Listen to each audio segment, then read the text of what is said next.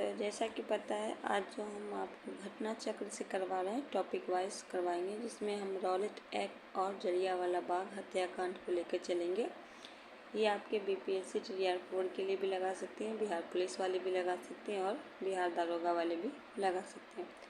सामने आपको दिख रहा होगा कि भारत में बढ़ रही क्रांति गतिविधियों को कुचलने के लिए सरकार ने वर्ष 1917 में न्यायाधीश सिडनी रॉलेट एक्ट मतलब Sidney Arthur Taylor Rowlatt Act की अध्यक्षता में, नाम याद रखना है किनकी अध्यक्षता में, एक समिति गठित की जिसका उद्देश्य आतंकवाद कुचलने के लिए एक प्रभावी योजना का निर्माण था। इसके सुझाव पे मार्च 1919 में पारित विधेयक रॉलेट एक्ट के नाम से जाना गया। तो चलिए, पहला क्वेश्चन है जिसमें बोला गया है कि भारतीय स्वतंत्रता संग्राम के दौरान रॉलेट एक्ट ने किस कारण से सार्वजनिक रोष उत्पन्न हुआ। जब भारतीय स्वतंत्रता संग्राम हुआ था तो रॉलेट एक्ट ने किस कारण से सार्वजनिक रोष उत्पन्न हुआ, तो कहा गया है कि इसने लोगों को बिना मुकदमा चलाए जेल भेजने के लिए आकृत किया। इसलिए क्या हुआ था, भारत में सार्वजनिक जो हुआ रोष उत्पन्न हो गया था। तो राइट आंसर सी करेंगे। नेक्स्ट क्वेश्चन है, रॉलेट एक्ट लाने का क्या प्रयोजन था। जब रॉलेट एक्ट जो आया तो उसका प्रयोजन क्या था, तो राष्ट्रीय एवं क्रांति गतिविधियों पर रोक लगाना। बी आपका राइट आंसर हो जाएगा। नेक्स्ट है, रॉलेट एक्ट भारत में लागू किया गया था। ये यूपी पीसीएस प्री में पूछा गया प्रश्न है। 48 और 52 बीपीएससी में पूछा गया सन 1919 में। बी आपका राइट आंसर हो जाएगा।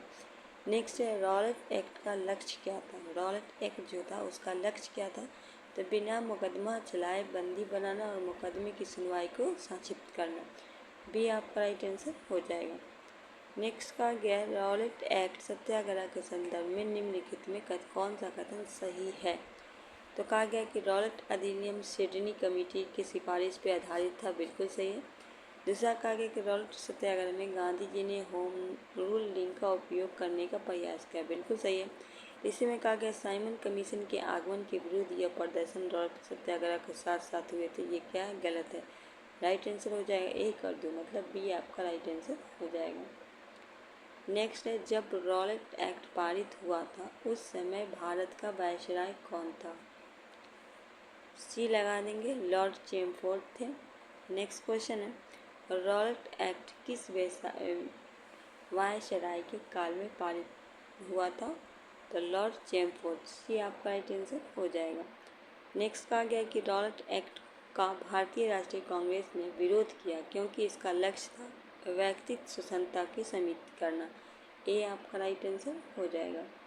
नेक्स्ट क्वेश्चन कहा गया कि रॉलेट सत्याग्रह के बारे में निम्नलिखित कथनों पर विचार करें।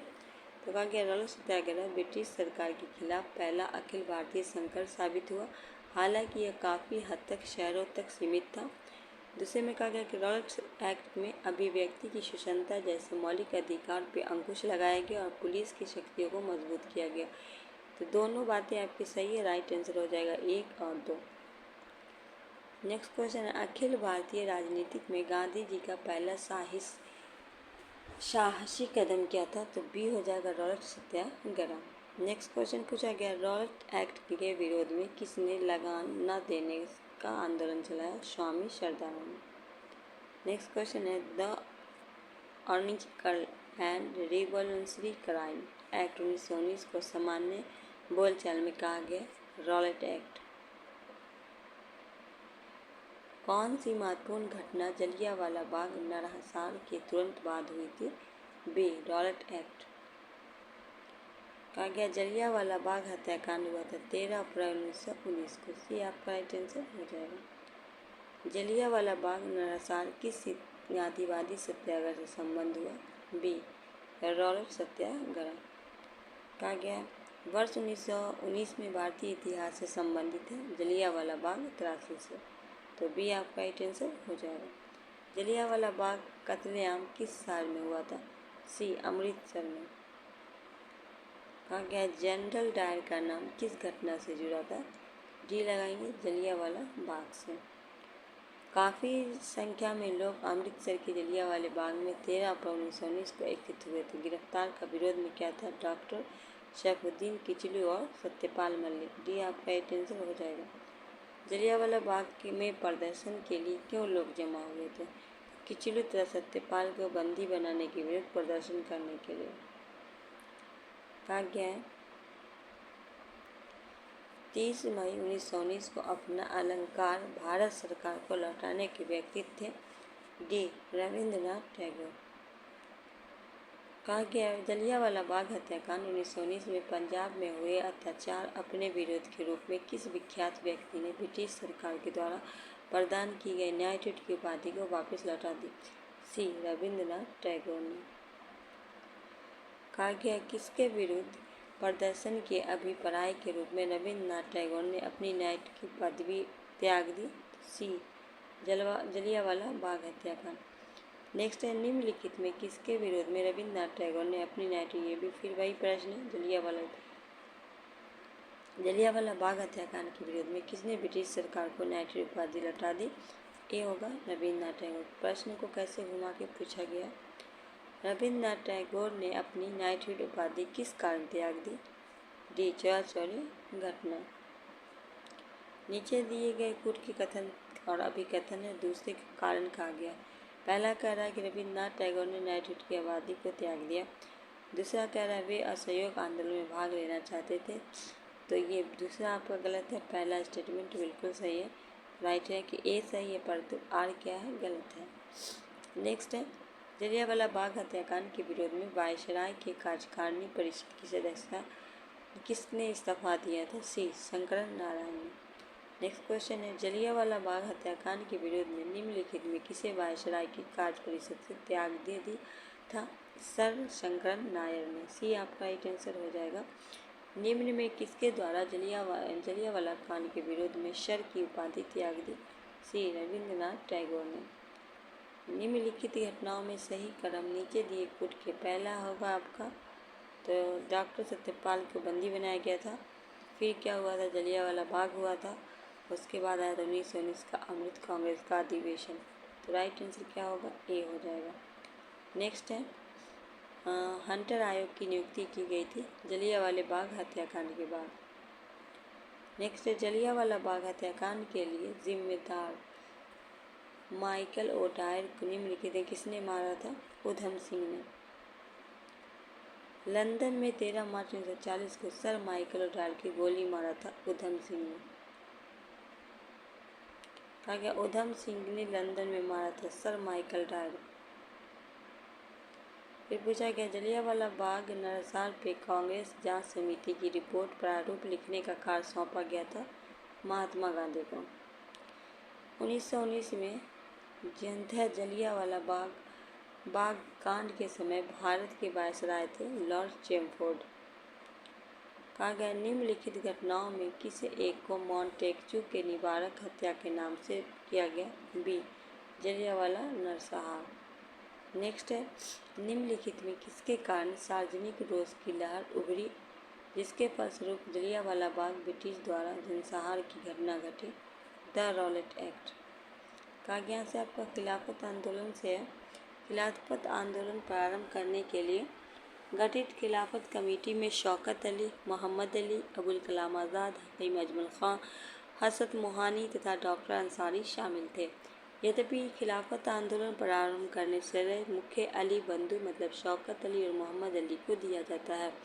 भारत के मुसलमान तुर्की के सुल्तान को इस्लामी साम्राज्य का खलीफा मानते थे। प्रथम विश्व युद्ध के तुर्की मित्र देश के विरुद्ध लड़ रहा था। युद्ध के समय ब्रिटिश राजनीतिक के भारतीय मुसलमानों को वचन दिया था कि वे तुर्की साम्राज्य को किसी प्रकार को समाप्त करें। नेक्स्ट क्वेश्चन कहा गया निम्नलिखित में किसने खिलाफत आंदोलन को प्रारंभ किया था? तो देखिए शौकत अली ने भी किया था, मोहम्मद अली ने भी किया था, अब्दुल कलाम अली शरीयतुल्लाह नहीं थे। ठीक है, राइट आंसर बी हो जाएगा। नेक्स्ट क्वेश्चन इसमें कहा गया खिलाफत आंदोलन के प्रमुख नेता निम्नलिखित में कौन थे? मौलाना मोहम्मद अली और शौकत अली। ये आपका राइट आंसर हो जाएगा। कहा गया खिलाफत आंदोलन के मुख्य उद्देश्य निम्नलिखित में कौन सा था? इसका मुख्य उद्देश्य था भारत के मुसलमानों को ब्रिटिश विरोधी भावना उत्पन्न करना और ऑटोमन साम्राज्य की रक्षा और खिलाफत का संरक्षण। तो 1 और 2 आपका राइट आंसर हो जाएगा। तो राइट आंसर क्या हो जाएगा? डी हो जाएगा। नेक्स्ट क्वेश्चन कहा गया वर्ष 1919 में अखिल भारतीय खिलाफत सम्मेलन का अध्यक्ष किसे चुना गया था? ए लग जाएगा महात्मा गांधी को। नेक्स्ट क्वेश्चन है महात्मा गांधी ने खिलाफत आंदोलन का समर्थन क्यों किया था? तो कहा गया गांधी जी ने अंग्रेजों के खिलाफ अपने आंदोलन की भारतीय मुसलमानों का सहयोग प्राप्त करना चाहते थे। बी आपका राइट आंसर होगा, खिलाफत आंदोलन का समर्थन किया था। डी गांधी जी ने किया था। नेक्स्ट क्वेश्चन कहा गया किसने खिलाफत आंदोलन को हिंदू और मुसलमानों की अध्यक्षता के एक ऐसे अवसर के रूप में देखा जो 100 वर्ष से भी पुनः प्रस्तुत नहीं होगा? ये बात महात्मा गांधी ने कहा था कि हमने मुसलमान हिंदू का ऐसा अवतार देखा जो 100 वर्ष पूरे होने के बाद भी ऐसा नहीं हो सकता। नेक्स्ट है निम्नलिखित में किस एक खिलाफत आंदोलन के दौरान हाजिकुल उल मुल्क की पदवी त्याग दी थी? हकीम अजमल खान खाना। नेक्स्ट क्वेश्चन कहा गया गांधी जी को किसने सावधान किया कि मुस्लिम धार्मिक नेताओं और उनके अनुयायी को कट्टरपन को प्रोत्साहित न करें? मोहम्मद अली जिन्ना ने। कहा गया निम्नलिखित में किसने महात्मा गांधी के खिलाफत आंदोलन की भागीदारी में भर्त्सना की? एम.एन. जिन्ना ने। नेक्स्ट क्वेश्चन है निम्नलिखित में खिलाफत आंदोलन का परिणाम कौन था? तो हिंदू मुसलमान मतभेदों में कमी आई थी। ये आपका राइट आंसर हो जाएगा। नेक्स्ट क्वेश्चन कहा गया वह व्यक्ति जिसने 4 अप्रैल 1919 को दिल्ली के जामा मस्जिद के प्रवचन मंच से हिंदू मुस्लिम की एकता को भाषण दिया था, वो थे स्वामी श्रद्धानंद। नेक्स्ट क्वेश्चन कहा गया कांग्रेस के खिलाफत आंदोलन में समर्थन किया मुख्य क्या था? तो खलीफा पुनः स्थापना के लिए और मुसलमानों की सहानुभूति प्राप्त करने के लिए। 1 और 3 होगा, ये आपका राइट आंसर हो जाएगा।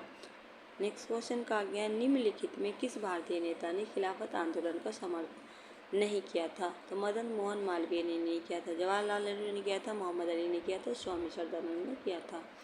नेक्स्ट क्वेश्चन है वर्ष 1920 में खिलाफत कमेटी की सभा जिसके गांधी जी को सहयोग आंदोलन के नेतृत्व को संभालने का अनुरोध किया था किस शहर में हुई थी? सी इलाहाबाद में।